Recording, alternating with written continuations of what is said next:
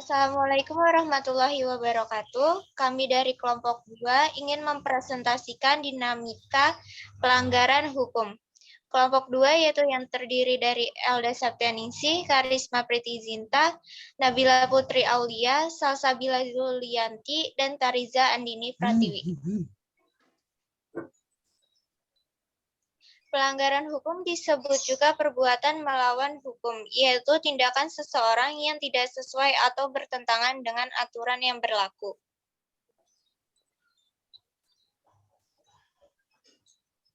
Penyebab terjadinya pelanggaran hukum. 1.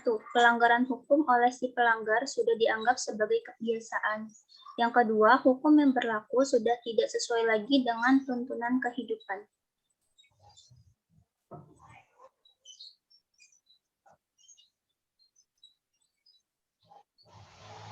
Perilaku yang bertentangan dengan hukum terjadi di lingkungan keluarga, yaitu kekerasan pada anak, lingkungan sekolah, yaitu bolos sekolah, lingkungan masyarakat, yaitu diskriminasi, bangsa dan negara, yaitu pembunuhan berencana.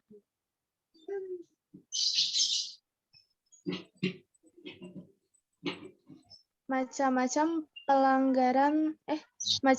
sanksi atas pelanggaran hukum. 1. Norma agama. Pedoman hidup bagi manusia yang bersumber dari Tuhan Yang Maha Esa. Isi dari norma ini berupa perintah, ajaran, dan larangan. Contohnya beribadah dan suka beramal. Sanksinya berupa dosa dengan balasan di akhirat kelak. 2. Norma kesusilaan.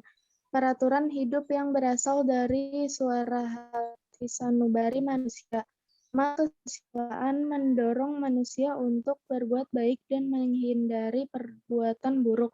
Contoh, berlaku jujur dan menghargai orang lain. Sanksinya berupa penyesalan dan dicemooh, bahkan dikucilkan dari masyarakat.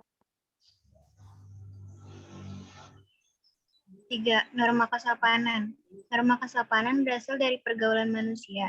Norma ini bersumber dari kebiasaan, adat istiadat, budaya, dan nilai-nilai masyarakat. Contohnya, menghormati yang lebih tua dan tidak berkata kasar.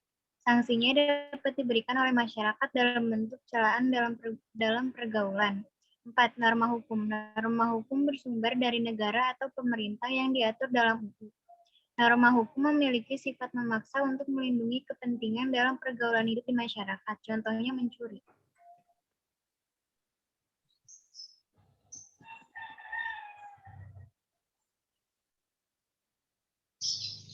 Sanksi norma hukum adalah tegas dan nyata. 1. Tegas adanya aturan yang telah dibuat secara materai, telah diatur dalam peraturan perundang-undang.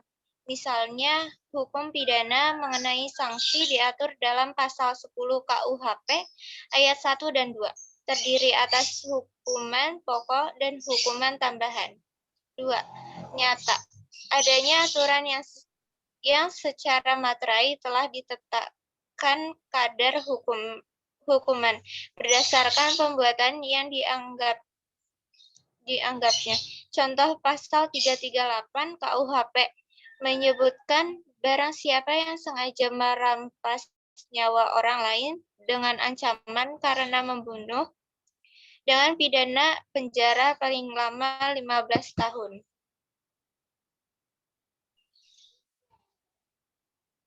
Partisipasi masyarakat dalam perlindungan dan penegakan hukum. Kepatuhan hukum mengandung arti bahwa seseorang memiliki kesadaran untuk yang pertama, memahami dan menggunakan peraturan perundangan yang berlaku. Yang kedua, mempertahankan tertib hukum yang ada. Yang ketiga, menegakkan kepastian hukum.